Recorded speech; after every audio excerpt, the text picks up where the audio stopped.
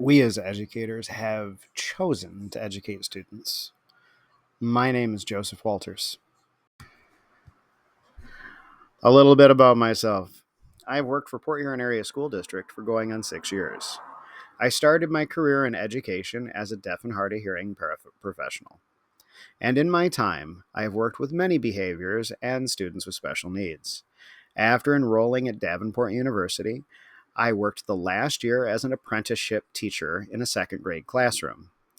To tell you the truth, I wish I would have had this class prior to beginning my apprenticeship. It would have come in handy.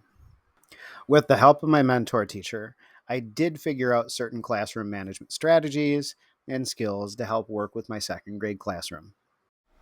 So, how has the content and methods taught in classroom management influenced the way I will approach the first weeks of school this year? Well, being in a physical classroom this year, and with the help of my mentor teacher, I was able to learn a lot of classroom strategies firsthand. She's much like yourself. She continuously reminded me that lower elementary students, less is more. She treated her classroom as a small community, and I have adopted that idea to meet the needs of my own classroom standards, based on things I have learned in classroom management along the way.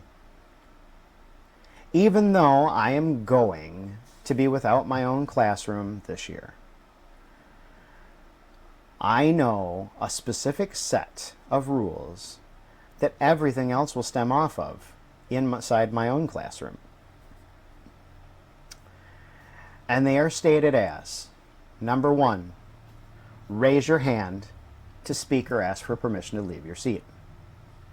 Number 2, keep your hands, feet, and other objects to yourself. Number 3, listen while others are talking. Follow directions the first time they are given. And number 5, treat everyone with kindness and respect. Yes, this classroom management course has been a wonderful experience. I have learned so very much in this course this semester. I have learned that it's okay not to be perfect. We're all human, and simply being there and admitting when you're wrong is a valuable skill. Be persistent and present for your students. It's important for teachers and students to be held accountable for their actions. Trust and respect are key in the classroom environment. I've always felt that trust and respect are keys to success. Not everyone has to be your friend, but you still have to have a relationship with all staff and all students. I'm going to use many things that I've learned in classroom management, such as, or for day 1, and the rest of the school year.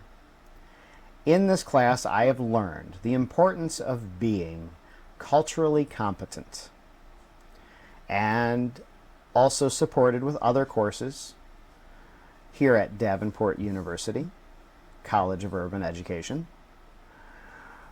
We need to include all students, and to do so, we need to know about their cultures and their backgrounds. To a point. Not everybody needs to know everything about everybody.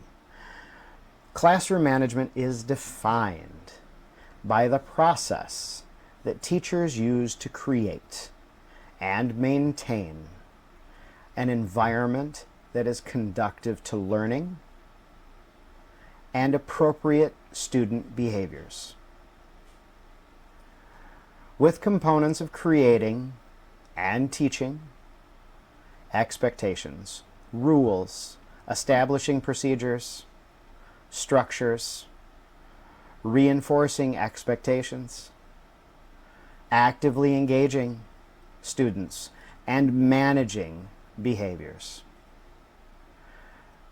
A classroom should be safe and have open communication, mutual interests in topics, shared goals and objectives. There should be a level of connectedness and trust within inside of a classroom environment. The concept of a classroom as a community reflect a shared purpose among diverse learners. I learned that addressing the cause of a behavior and being proactive instead of being reactive is a critical skill when trying to understand misbehavior.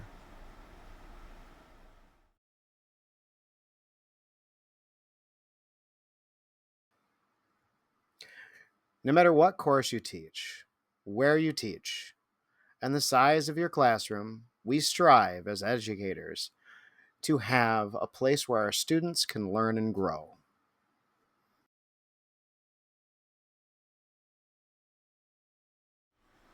What strategies discussed in classroom management will I most certainly use in my classroom, and why? Strategies discussed in classroom management that I will use in my class on the first day and throughout the year. I firmly believe that you need to have a good relationship with your students. So I will be using practices on building teacher-student relationships, such as communicating care and support, maintaining a level of cooperation, as well as maintaining a level of dominance. We as educators need to know our students' likes and dislikes. We must maintain a positive outlook, learn to communicate basic attitudes, expectations, be specific, give feedback, maintain a higher ratio of positive to negative statements, be a human, be fair, be respectful and caring, listen, just be present, create opportunities for discussions and interactions with our students. As per level of dominance, I really dislike that word, but it is important to establish rules and procedures and have non-discriminatory measures in place. And from time to time, we as educators must be assertive. We should respond appropriately and tell students what is right, encourage collaboration, restate the questions, and give hints when needed. We need to maintain a group focus. We can do so by using group alerting, maintaining accountability of the group. Remember, we need to keep the students' attention and involvement in our lessons as educators. I am dedicated to having an inclusive classroom, so having a seat facing the speaker is important. Arrangement should not be discriminatory, and I will monitor attentions during class. To me, the use of humor is very important. For me, communication skills are important, and it is important to communicate your ideas and your limits. Be clear in your reasoning. A key to both relationship building and communication is honesty and trust. Communication also lets me set cohesive approaches, maintaining and restoring order within the classroom.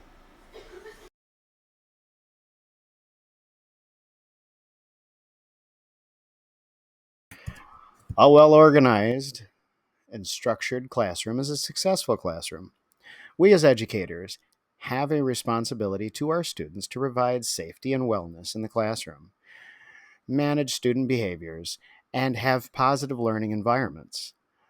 We need to have classroom community that is inclusive to foster active engagement and acknowledge students as contributors to their learning experience. We also must maintain order in the classroom. Behavior may consist of off task behavior or misbehavior.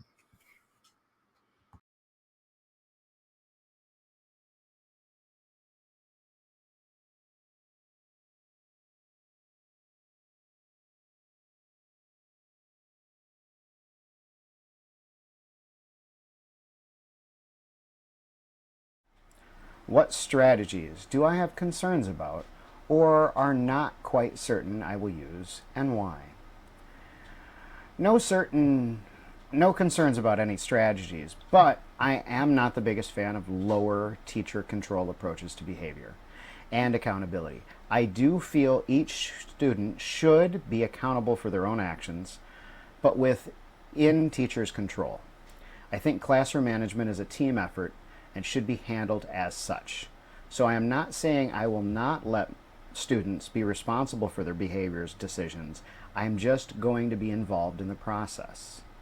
My focus is more focused on behavior and academic needs of each student. Behavior can be out of control. It is important to understand and be proactive when dealing with students with behavior. When you know who your students are, you will understand why a behavior may occur. An example of this is when I started teaching my second grade classroom, I had a student with high physical behavior. He understood what to expect when exhibiting these behaviors and often acted as if he was having a behavior to get the same treatment. He has made a lot of progress because I was able to determine that. He just wanted his way, don't we all? And when he realized he would have to work first, he became a wonderful student.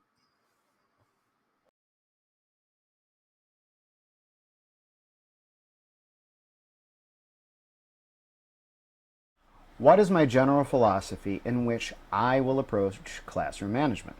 My general philosophy when dealing with classroom management as an educator, we should create a safe and inclusive room for all of our students. I think one of the most, if not the most important part of building is building relationships with our students. I often like to think of my classroom as a community where we can all learn from one another. What are specific strategies and plans to succeed on day one?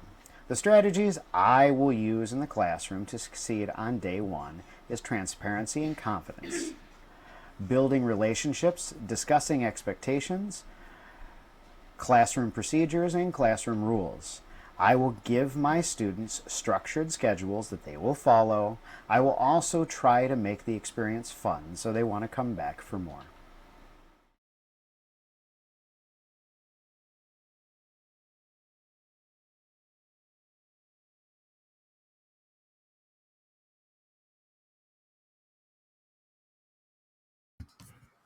No matter who we are, where we're from, what ethnic background we have to learn and meet our students in the middle.